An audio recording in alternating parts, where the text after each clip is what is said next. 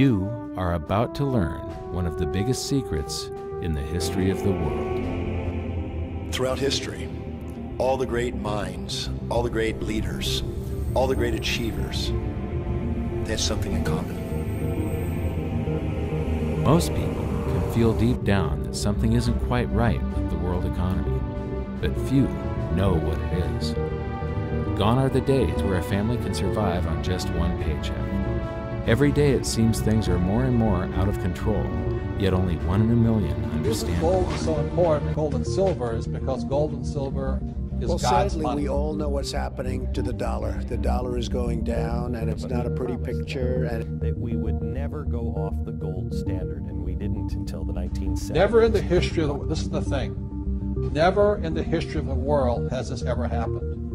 In 1971, the U.S. and Nixon convinced the entire world to replace gold and silver with paper money. In the United States, paper currencies have been around through our history.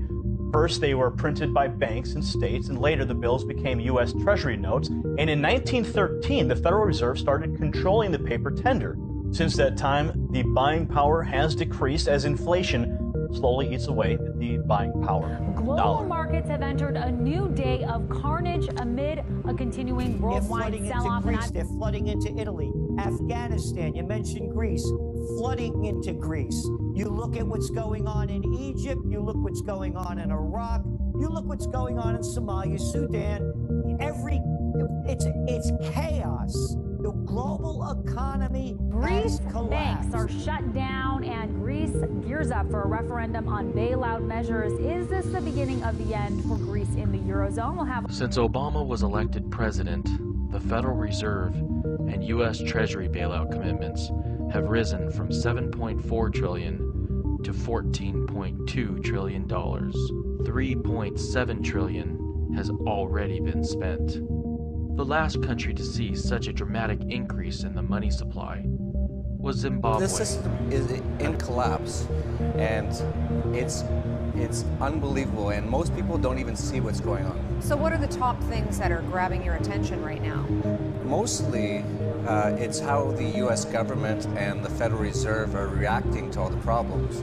We're in the last days of this financial system in the U.S. This is Zimbabwe. This ship is going down. This is the USSR in 1989. The question is people only look at the other currencies, say, oh, the dollar's fallen, does that mean we have to buy euros or something else? No, it's all a mess. And when the dollar crash comes, people won't trust any of the currencies. They'll go to real money. They will buy gold and silver. They're going to latch on to anything that's real. And even real estate and other things like this will serve as a preservation of wealth, and it won't be in holding I'm sure you remember the dollars. Great Recession or the financial crisis of 2008. It was very bad. And even George Soros was quoted on it as saying, "We witnessed the collapse of the financial system in 2008. And all they've done, and all they're still doing, is print money to act like it didn't die. But the proof is in the numbers." In 2008, the Federal Reserve announced something they had never done before. They called it quantitative easing. But what it really is printing never-before-seen amounts of money.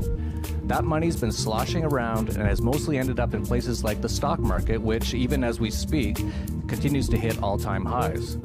At some point, though, this money printing game has to stop, and the rest of the world knows this is a certainty. And in response, countries around the world have begun to move away from the dollar. China's begun their own bank transfer system, which is the first international payment system to compete with the US dollar-based SWIFT system. There's a worldwide move away from the dollar. It has cut its holdings of U.S. Treasury debt in December by the most in 2 years.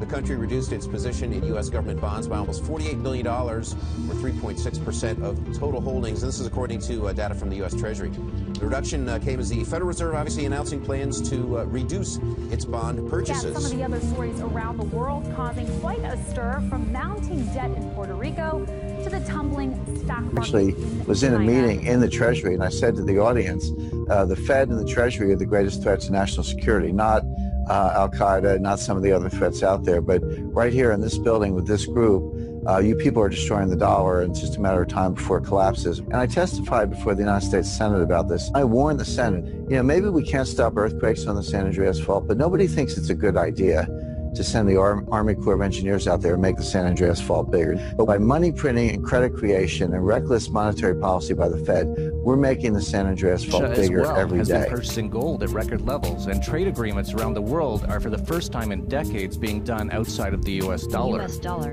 China, Russia launch financial tools in local currencies. China and Russia have effectively switched to domestic currencies in trading using financial tools as swaps and forwards, as they seek to reduce the influence of the US dollar and foreign exchange risks.